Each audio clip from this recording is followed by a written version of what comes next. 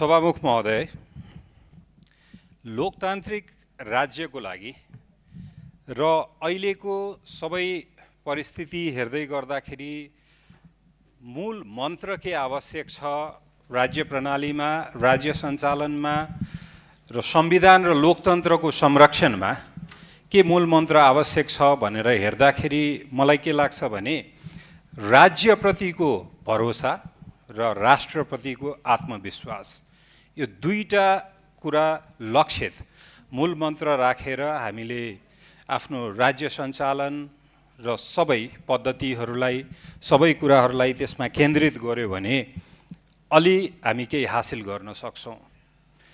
अहिलेको कुरामा इन्टिग्रिटीको क्वेसन छैन, इन्टिग्रिटीमा कुनै पनि शङ्का छैन, इन्टेन्सनमा पनि कुनै प्रश्न छैन, तर कता कता ढङ्ग नपुगेको हो कि भन्ने चाहिँ लाग्छ र त्यो स्वीकार्नुपर्छ। If you don't know what you don't know then you don't know, really you don't know. त्यसैले गर्दाखेरि मलाई के थाहा छैन भन्ने कुरा आफूले जान्नु पर्दछ र त्यो कुरा सिक्नु पर्दछ। यो सुन्दर पिचाई गुगलको सिइओले भन्नुहुन्छ, the day you feel that you have learn everything you are almost dead. जुन दिन तपाईँ यो सोच्नुहुन्छ कि तपाईँलाई सबै चिज थाहा छ, त्यो दिन तपाईँ मृत्यु समान हो। त्यसैले गर्दाखेरि हामीले हरेक दिन यो राज्य प्रणालीको सञ्चालनको कुराहरूमा यो कुरा कतैतिर अझै ढङ्ग सुधार्नुपर्छ कि जस्तो चाहिँ लाग्छ। समाज शिक्षित नभएसम्म त्यहाँ राजनीति जीवित रहँदैन। यदि राजनीति जीवित छैन भने लोकतन्त्र जीवित हुँदैन। यदि लोकतन्त्र जीवित छैन भने समाजमा सामाजिक सन्तुलन जीवित रहँदैन। समाजमा सामाजिक सन्तुलन छैन भने सामाजिक न्याय जीवित रहँदैन। सामाजिक न्याय जीवित छैन भने वृद्धि हुँदैन र विकास पनि हुँदैन। हामीले वृद्धि र विकासको भिन्नता पनि बुझ्नुपर्छ। यहाँ चन्द्रगिरीको डाँडाबाट काठमाडौँ भ्याली हेर्दै गर्दाखेरि सबैतिर फैलिएको देखिन्छ, त्यो वृद्धि हो।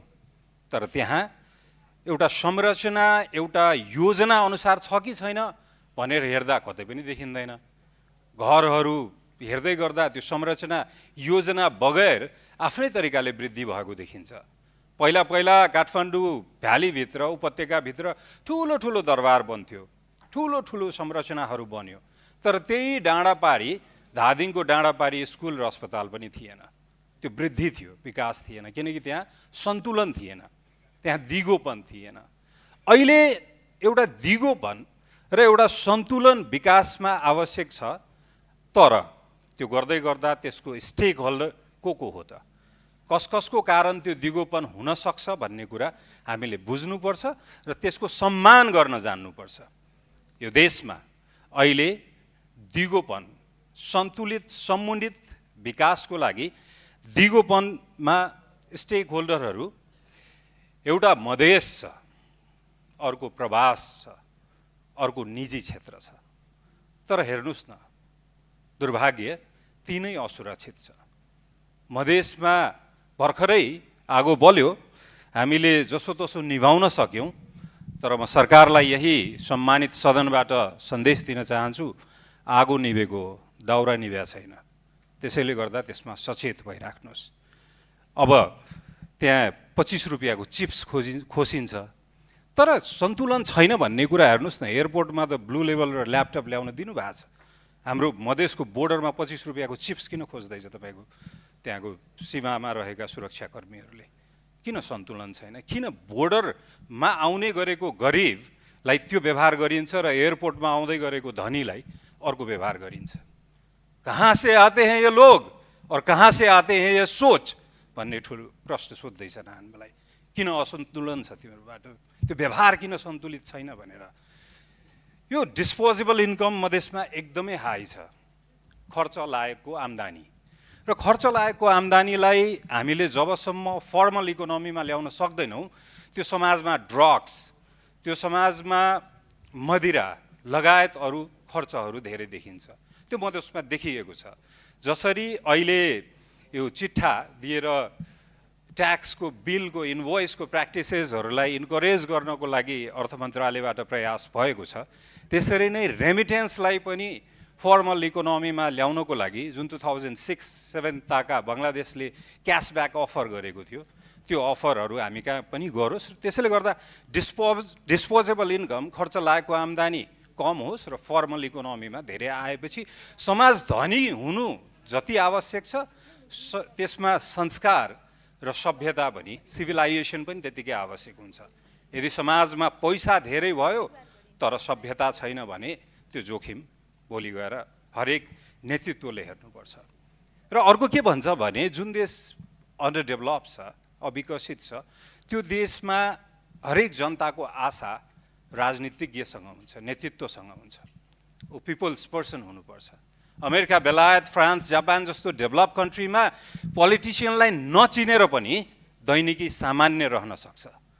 तर हामी जस्तो देशमा यदि राजनीतिज्ञलाई चिन्दैन भने दैनिकी सामान्य हुँदैन।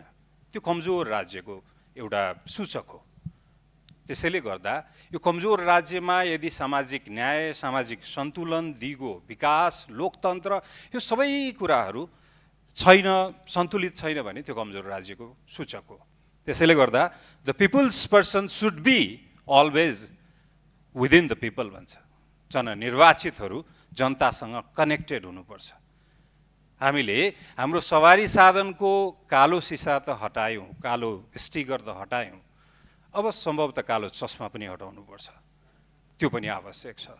त्यसैले गर्दाखेरि यो राज्य यदि सन्तुलित हुँदैन र हामीले सबै सन्तुलित समुन्नत विकास गर्न सक्दैनौँ भने यो राजनीतिक उपलब्धिहरू र अर्को प्रवासको कुरा गरौँ न। प्रवासको कुरा गर्दै गर्दा म पोखरण 1998 को इन्डियाको परमाणु परीक्षण हुँदै गर्दाखेरि त्यसपछि अन्तर्राष्ट्रिय जगतले इन्डियामा लगाएको आर्थिक नाकाबन्दी, त्यसपछि आर्थिक रूपमा एकदमै असुरक्षित भयो इन्डिया। त्यो बेलामा त्यहाँको सेन्ट्रल ब्याङ्कले बोन्ड निकाल्यो र त्यो बोन्ड 4.8 बिलियन 480 करोड चाहिँ एनआरआईले किनिदियो। त्यसपछि त्यहाँको एनआरआईले कसरी देशलाई थेग्न सक्छ भन्ने देखियो। हाम्रो प्रवास पनि निकै सबल भइसकेको छ। राज्यले अहिले पनि नेपालीहरू त्यहाँ कामदार नै छन् भन्ने सोच्छन्, तर भर्खरै अमेरिका यात्रामा मैले केही नेपाली भेटेँ जसको प्राइभेट जेट छ, जहाज छ, नेपालीहरू त्यहाँ पुगिसक्यो। अब उहाँहरूलाई वेलकम गर्नु पर्यो, अलि वार्म हुनु पर्यो उहाँहरूप्रति। नागरिकताको इस्यु, भिसाको इस्यु, इन्भेस्टमेन्टको इस्यु, स्टक मार्केटको इस्यु, यो सबैमा हामी अलि प्रवासी नेपालीप्रति वेलकमिङ भयो भने हाम्रो एनुअल जिडिपी जति छ त्यसको 3 टाइम्स उहाँहरूसँग फन्ड छ, इन्भेस्टमेन्टको क्यापेसिटी छ। त्यसमा म राज्यको ध्यान आकर्षण गराउन चाहन्छु। र अन्तिममा निजी क्षेत्र त्रसित छ। प्रहरी देखेपछि म सुरक्षित छु भन्ने सोच्नुपर्ने नागरिकहरू प्रहरी देखेर तर्सिन्छन्, कुन बेला धरपकड गर्ला, कुन बेला मेरो घरमा छापा मार्ला भनेर। त्यसैले गर्दा निजी क्षेत्रलाई आत्मविश्वास दिनुस् न, भएको पैसा खर्च गर्न दिनुस्, ब्याङ्कमा भएको पैसा लगानी गर्न दिनुस्, त्यो वातावरण दिनुस्, त्यो आवश्यक छ। अर्थ मन्त्रालयबाट केही प्रयासहरू भइराखेको छ, तर त्यो प्रयास पेपरमा मात्र देखिएको छ, व्यवहारमा देखिएको छैन।